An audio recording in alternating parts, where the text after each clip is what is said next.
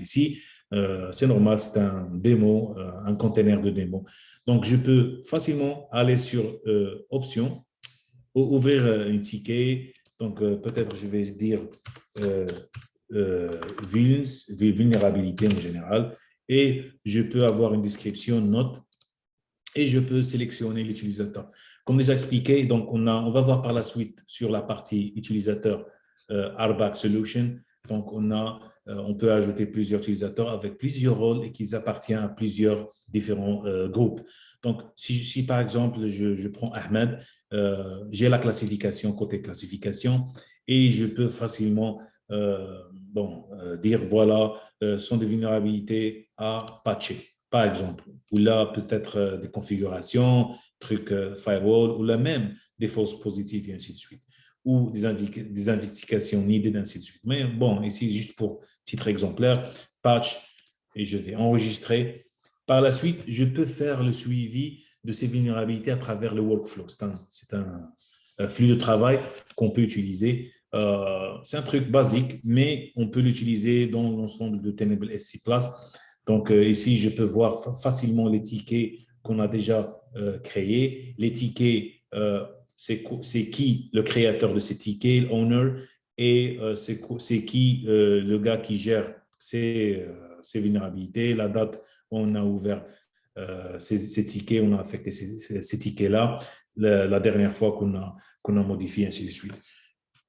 Je peux, par exemple, si je suis Ahmed, je vais accéder à travers mon compte et je vais accéder le workflow ticket et je vais voir tout ce qui est vulns. Okay, donc, bon, less than a minute ago, celui-là, c'est le ticket qu'on a ouvert. Donc, je peux faire du browsing pour avoir une idée, c'est quoi le nombre de vulnérabilités qu'on a eu. Et je peux facilement, par exemple, faire un triage et par la suite, par exemple, si je veux avoir un truc, peut-être ajouter d'autres filtres pour faire du triage, par exemple, les choses qui touchent côté réseau, côté place adresse IP, ainsi de suite, je peux les catégoriser et par la suite, à mon retour, je peux les affecter à d'autres ingénieurs. OK? Je peux faire ça. Donc, il y a pas mal de filtres que je peux utiliser, que je peux sélectionner. Donc, soit disons que j'ai déjà fixé une ou plusieurs vulnérabilités, je peux retourner sur la partie ticketing. Et là, par exemple, je suis Ahmed ou là, je suis quelqu'un d'autre qui a fixé la telle vulnérabilité. Je peux dire, OK, voilà, cette vulnérabilité a été résolue. Bon, bien sûr, on aura des notes pour écrire, pour bien savoir ce qui s'est passé.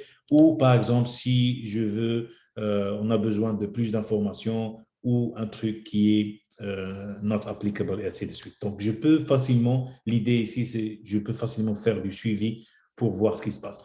Bon, si je reviens sur les vulnérabilités, par exemple, par la suite, Ahmed, il a déjà résolu telle vulnérabilité. Je peux voir ce qui se passe. Je peux cliquer.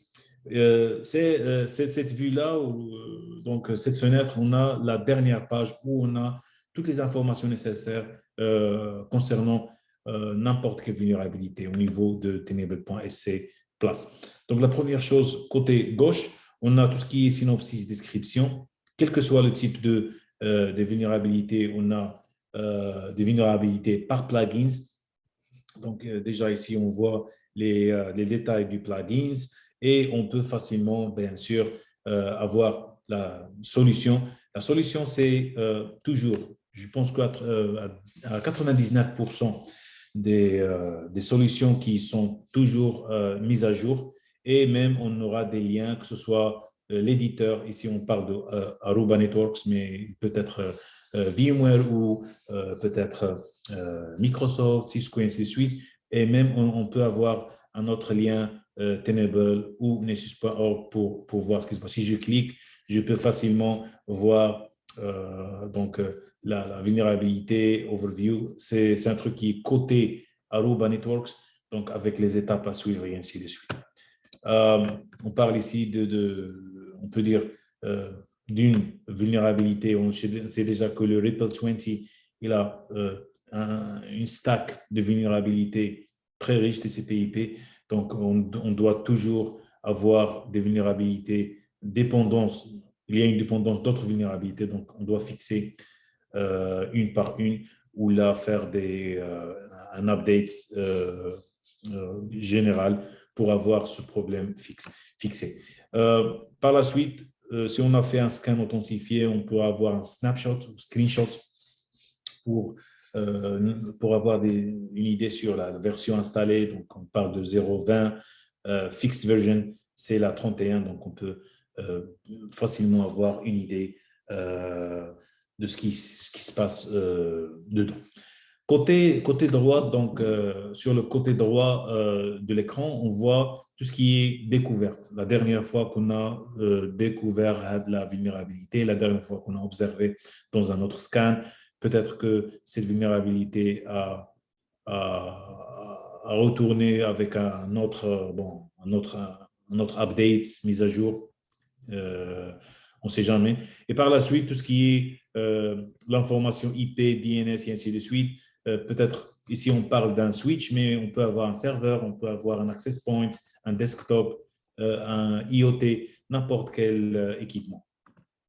Et tout ce qui est par exemple information risk sur le côté CVSS, version 2 ou ce soit version 3, si on a un code d'exploit, le patch a été publié l'année dernière, on a un exploit, OK, on peut exploiter par exemple soit avec OpenCanvas ou un malware. Donc ici, on peut avoir parfois des plateformes et les détails des plugins. Les plugins, comme déjà expliqué, donc si on peut avoir par exemple les meilleurs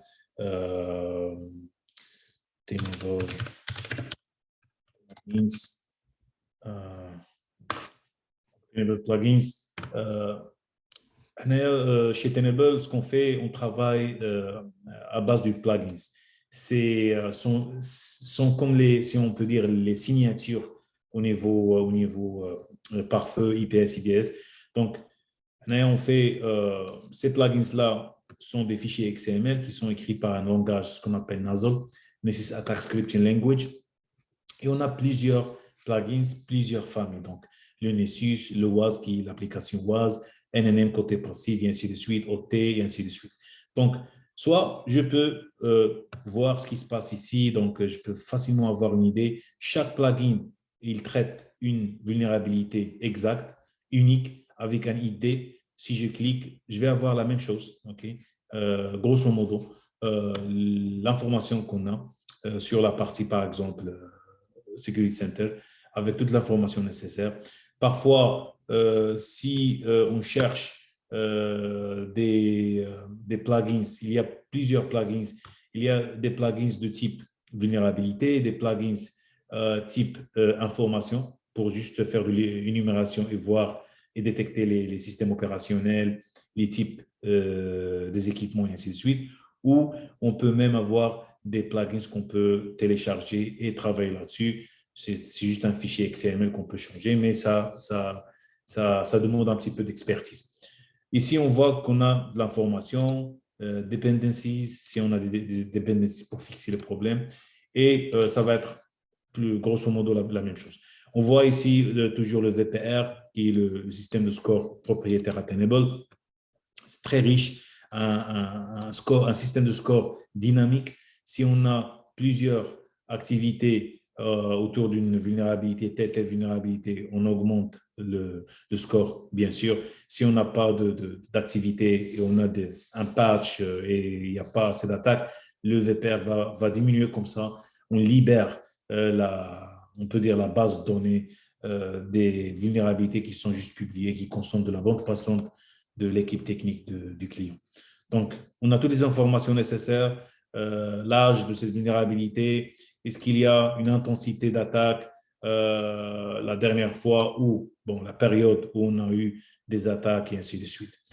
Et de cette page ici, ce que je peux faire, c'est bien sûr, si je vois que cette vulnérabilité il touche un composant ou une composante dans l'infrastructure qui n'est pas assez, par exemple, critique, je peux la changer à medium, high, etc. Mettre un commentaire et par la suite enregistrer comme ça, les autres l'équipe ils peuvent voir ce qui se passe.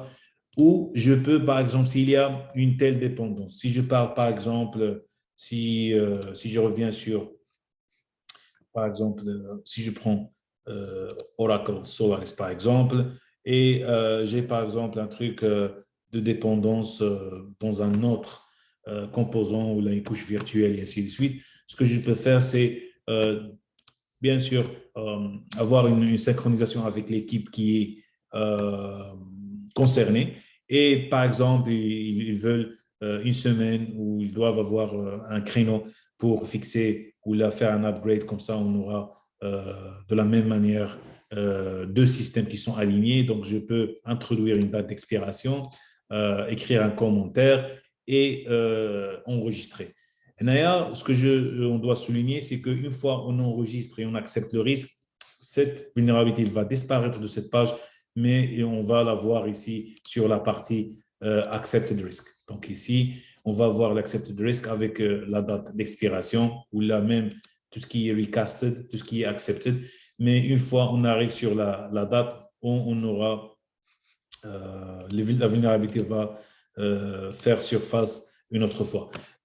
Bon, par la suite, on va la fixer, on coordonne, c'est un truc opérationnel interne chez le client.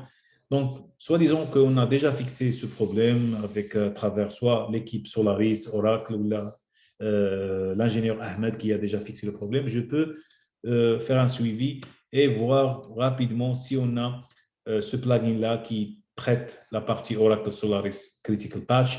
On a déjà fixé le problème, donc je vais ajouter un truc, fixer juste la partie virtuelle, avoir le cible qui est le serveur 83. Si on a besoin de credentials, on va ajouter des credentials, par exemple, pour avoir que ce soit Windows ou l'Unix et ainsi de suite, base de données. Et on va lancer le scan. Même avec le post-scan, je peux notifier par email ou soit au lancement du scan ou si on a complété le scan, on pourra être notifié, on peut ajouter des rapports et ainsi de suite. Donc, une fois j'enregistre, je lance un scan dédié sur ce planning-là, cette vulnérabilité. Si j'ai le retour zéro, donc je suis sûr et certain que cette vulnérabilité a été fixée, comme ça on passe à d'autres vulnérabilités. Donc ici, on a traité la partie vulnérabilité, on a passé, on a balayé, bon, cherché au niveau du dashboard et on a cherché telle vulnérabilité, soit disons quelqu'un qui gère la partie exécutive.